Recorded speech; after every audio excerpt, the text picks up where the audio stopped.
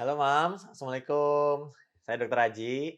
Nah, hari ini saya akan berbagi informasi kembali Mams dan edukasi tentang keguguran atau abortus.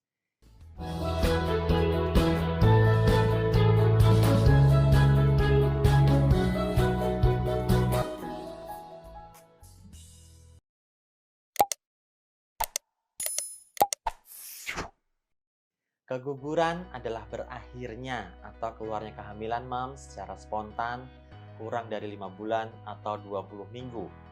Dan kejadian keguguran ini sering terjadi sekitar 10-20% kehamilan Mams yang mengalami keguguran.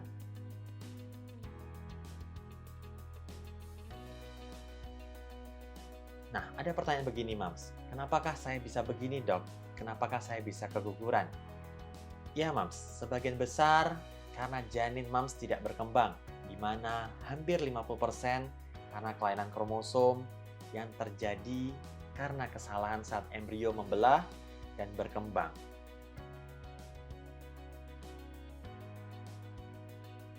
Kelainan kromosom bisa menyebabkan yang pertama, Mams, ada BO atau blighted ovum, di mana tidak ada embrio yang terbentuk.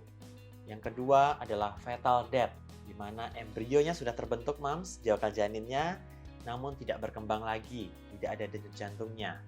Yang ketiga adalah mola atau hamil anggur, di mana terjadi gangguan pertumbuhan dari sel plasenta dan tidak ada janin yang tumbuh.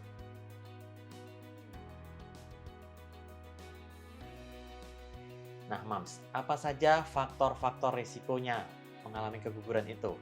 Yang pertama, Mams, usia Mams lebih dari 35 tahun untuk hamil. Yang kedua, riwayat keguguran sebelumnya, Mams.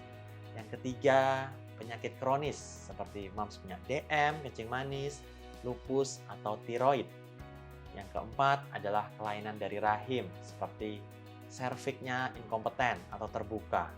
Yang kelima, merokok, alkohol, dan obat-obatan. Yang keenam, berat badan Mams berlebih atau obesitas. Nah,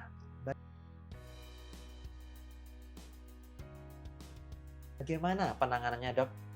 Sehingga saya tidak terjadi seperti itu. Nah, ini sangat tergantung pada kondisi janin dan kehamilan saat pemeriksaan Mams. Jika masih dalam kondisi yang bagus dan baik, dapat dilakukan perawatan untuk mencegah proses keguguran berlanjut. Nah, ini yang sering saya lakukan, menahan untuk terjadinya keguguran. Nah, bagaimana Mams jika sudah terjadi keguguran, namun jaringan masih belum keluar sepenuhnya? Ya Mams, kita akan lakukan pembersihan atau dengan kuretase atau obat-obatan, supaya dengan maksud kedepannya Mams bisa hamil lebih cepat lagi.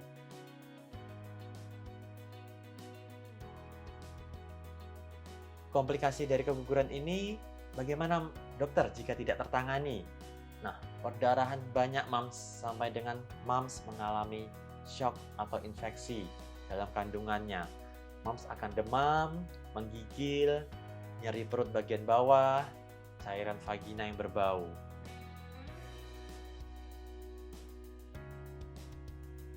Nah, bagaimana Mams bisa mencegahnya kondisi-kondisi tersebut ini?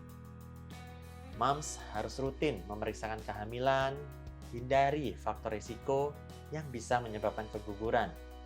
Mams, konsumsi vitamin ya, vitamin kehamilan seperti asam folat yang sudah kita berikan secara rutin, Mams. Batasi minum minuman berkafein, menangani stres dengan baik, Mams. Mams harus menjaga berat badan ideal, jangan merokok, dan jangan minum minuman yang beralkohol. Dan Mams juga minum minuman obat, jangan tanpa resep dokter. Jadi kalau Mams sakit, batuk, pilek, atau demam, konsultasikan pada kami para dokter untuk mendapatkan obat-obatan yang benar dan sesuai dengan dosis Mams saat hamil. Nah, gitu Mams, pesan dari saya bagi Mams yang selalu semangat. Pesan saya adalah sehat selalu, happy pregnancy Mams, and smart baby. Dah Mams, Assalamualaikum.